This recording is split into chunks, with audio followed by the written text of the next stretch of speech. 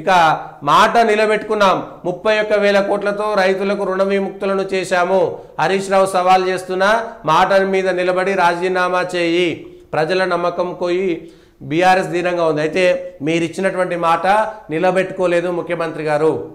మీరు ఇచ్చినటువంటి మాట నిలబెట్టుకోలేదు. మీరు కావాలంటే మీరు ఇచ్చినటువంటి మాటలను పార్లమెంట్ ఎన్నికల్లో దాదాపుగా 10 మంది దేవుళ్ళ దగ్గర ఎక్కడ పోతే అక్కడ ఆ దేవుళ్ళకు మీద ఒట్టేసి నేను రుణమాఫీ చేస్తాను రైతులందరికీ అన్నారు. కాంగ్రెస్ పార్టీ ఇచ్చినటువంటి హామీ పత్రంలో మేనిఫెస్టోలో కూడా మీరు రైతులందరికీ రుణమాఫీ చేస్తా అన్నారు. కానీ ఆ తర్వాత ఏదో కొత్త నిబంధనలు తీసుకొచ్చి తద్వారా అనేక మంది రైతులకు అన్యాయం చేశారా లేదా? మాట మీద నిలబడలేదు. రైతు రుణమాఫీ జరిగినట్టేనా? రాష్ట్రంలో ఉన్నటువంటి ప్రజలందరూ కూడా రైతులందరూ కూడా ఆలోచించాలి. ఎన్నికల ముందు కాంగ్రెస్ పార్టీ మేనిఫెస్టోలో పెట్టిందేంటి? ఎన్నికల తర్వాత అసెంబ్లీ ఎన్నికలు అయిన తర్వాత పార్లమెంట్ ఎన్నికలకు స్వయంగా ముఖ్యమంత్రి గారు తిరిగి ముఖ్యమంత్రి గారు ఇచ్చినటువంటి హామీ ఏమిటి? ఆ హామీలో ఎక్కడైనా సరే మేము నిబంధనల ప్రకారము అర్హత ఉన్న ప్రతి రైతుకు మేము రైతు రుణమాఫీ చేస్తామనేటువంటి మాట చెప్పారు? ఎక్కడైనా చెప్పలేదు కదా. మరి అప్పుడేమో రైతులందరికీ రుణమాఫీ చేస్తామని చెప్పి మీరు ఎంతమంది రైతులకు ఇచ్చారు? ఒకటి, మీరు చేసినటువంటి మోసం నిబంధనలు పెట్టడము. 2 లక్షల రుణమాఫీ చేస్తామని చెప్పినటువంటి మీరు నిబంధనలు పెట్టి ప్రభుత్వ ఉద్యోగులని ఐటీ కడుతున్నారని ఇంకేదో వంక తీసుకురావడం అనేటువంటిది మీరు మోసం చేయడమే. కాంగ్రెస్ పార్టీ ఇచ్చిన మాటను తప్పినట్టే. మీరు మేనిఫెస్టోలో ఆ విధంగా పెట్టలేదు. మీరు ఇచ్చినటువంటి హామీలో ఆ మాట చెప్పలేదు. మీరు ఒక్కరికి మోసం చేసినా సరే, మీరు ఒక్కరికి మోసం చేసినా అది మోసమైనట్టే. అయ్యో ఇంతమందికి మేము చేసినాం కదా అంటే అంతమందికి చేయలేదు. పోనీ మీరు చెప్పిన నిబంధనల ప్రకారమే 31,000 కోట్ల రూపాయలు కేటాయించారా? 31,000 కోట్ల రూపాయలను కేటాయించినారా? కేటాయించలేదు. నిన్న వచ్చినటువంటి దాని ప్రకారం కూడా ఎక్కడ మీరు పూర్తి స్థాయిగా 18,000 కోట్ల రూపాయలను కేటాయించలేదు అనేటువంటి విషయాన్ని ఒకసారి చూడాలి. ఎక్కడ కూడా మీరు కేటాయించినటువంటి నిబంధనల ప్రకారం కూడా 18,000 కోట్ల రూపాయలు నిన్న మీరు పంపించిన దాని ప్రకారం కూడా 18,000 కోట్ల రూపాయలు రాలేదు. ఫేజ్ 3 ప్రకారం కూడా రాలేదు. ఆ విషయాలను మీరు ఇచ్చినటువంటి దాని ప్రకారమే చూద్దాం. Crop loan waiver 2024 phase 3 district wise abstract. మీరు ఇచ్చినటువంటి దాని ప్రకారము 18,000 కోట్ల రూపాయలు ఎక్కడున్నాయో ఒకసారి చెప్పాలి. Loan waiver account in crores amount మొత్తం ఆదిలాబాద్లో ఎన్ని అకౌంట్లు ఉన్నాయి, ఎంతమంది ఫ్యామిలీ,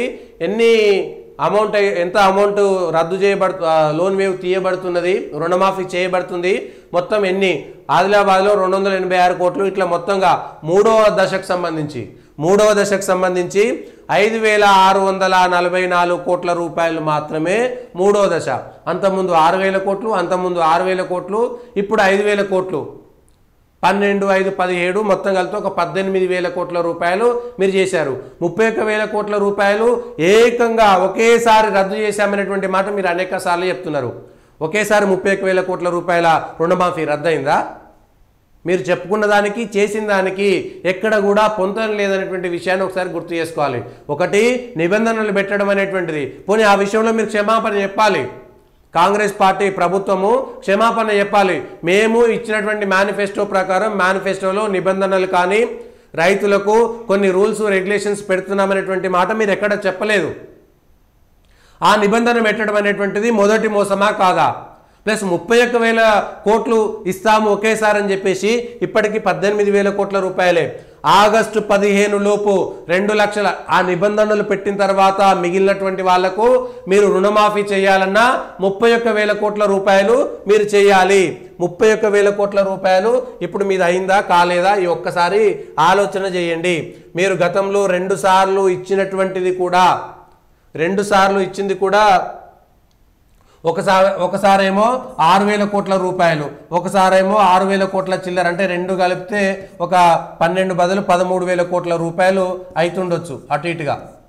ఇప్పుడు 5,600 కోట్లు, 5,600 కోట్ల రూపాయలు మొత్తం కలిపితే 18,600 కోట్ల రూపాయలే, 18,000 కోట్ల రూపాయలు మాత్రమే మీరు చేసిరు.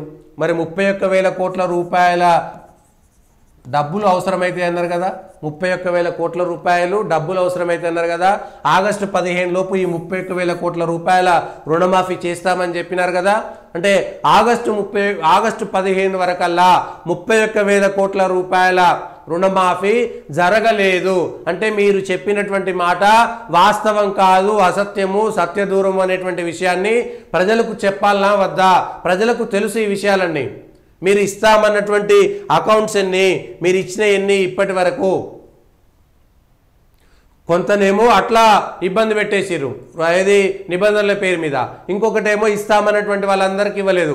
31,000లో 18,000 కోట్ల రూపాయలే రుణమాఫీ అయితే మిగిలినటువంటి వాళ్ళకి ఎప్పుడు ఇస్తారు?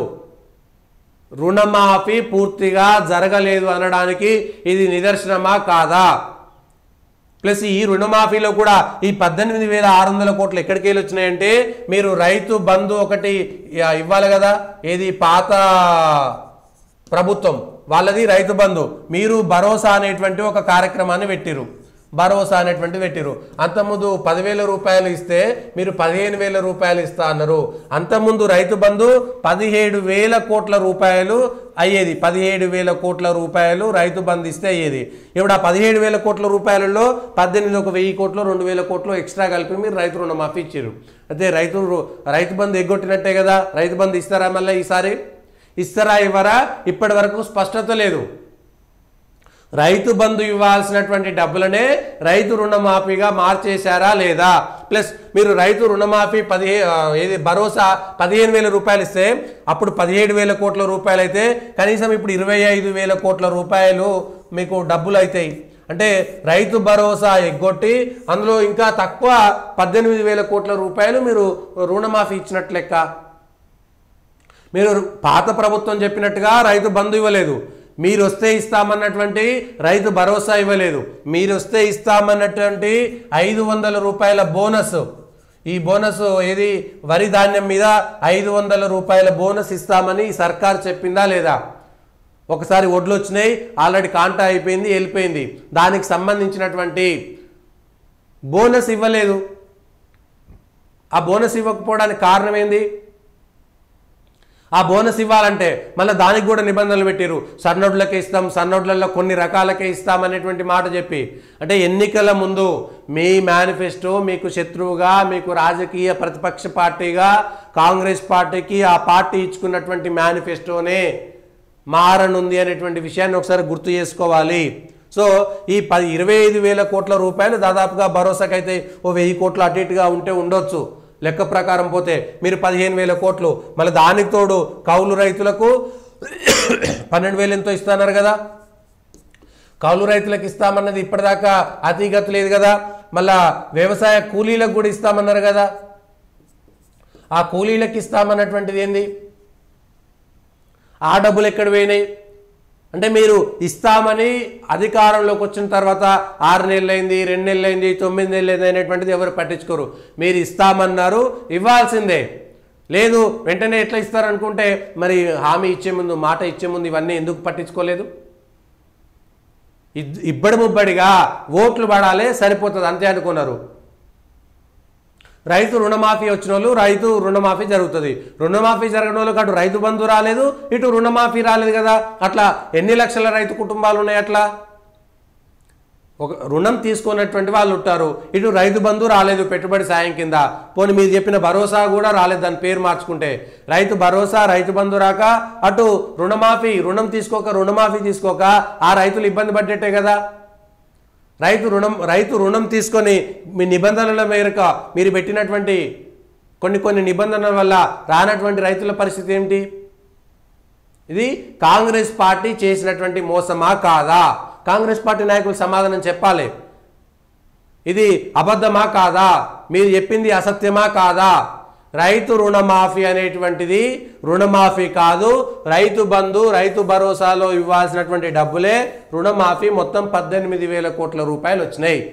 లేదంటే ఈ 18,000 కోట్లే ఇటు రైతు బంధుకు అయిపోయేది, అటువైపు వచ్చేది. అంటే ఇటు డైవర్షన్ చేసి మా కాంగ్రెస్ సర్కారు రుణమాఫీ మేమంటే చేస్తామనేటువంటి మాట మీరు చెప్పారు అంతే, కాంగ్రెస్ వస్తే ఇస్తుందని. కానీ ఇప్పుడు మీరు కొద్ది కాలం పాటు ఆనందంగా సంతోషంగా అయ్యో ఇచ్చిరనుకోవచ్చు. కొంతమంది రైతులకు రైతు రుణమాఫీ జరిగినట్టు వాళ్ళు ఆనందంగా ఉండొచ్చు. రేపు తెల్లారు లేస్తే మళ్ళా రైతు భరోసా ఇవ్వలేదు, ఎందుకు ఇవ్వలేదు? ప్లస్ ఇటు రుణమాఫీ జరగక అటు రైతు భరోసా అందని వాళ్ళు ఇప్పుడు రేపు రుణమాఫీకే ఈ నిబంధనలు పెట్టిరంటే ఏ నిబంధనల వల్ల రుణమాఫీ కాలేదో వాళ్ళకు రైతు భరోసా కూడా అదే నిబంధన వర్తిస్తుంది కదా. అంటే రేపు పొద్దున వాళ్ళకు రైతు భరోసా కూడా రాదు కదా. వాళ్ళు చేసేటువంటి వ్యతిరేక ప్రచారాన్ని మీరు తట్టుకోలేరు, వాళ్ళు చెప్పేటువంటి వ్యతిరేక ప్రచారాన్ని గ్రామాల్లో మీరు తట్టుకోలేరు, కాంగ్రెస్ నాయకులు తట్టుకోలేరు.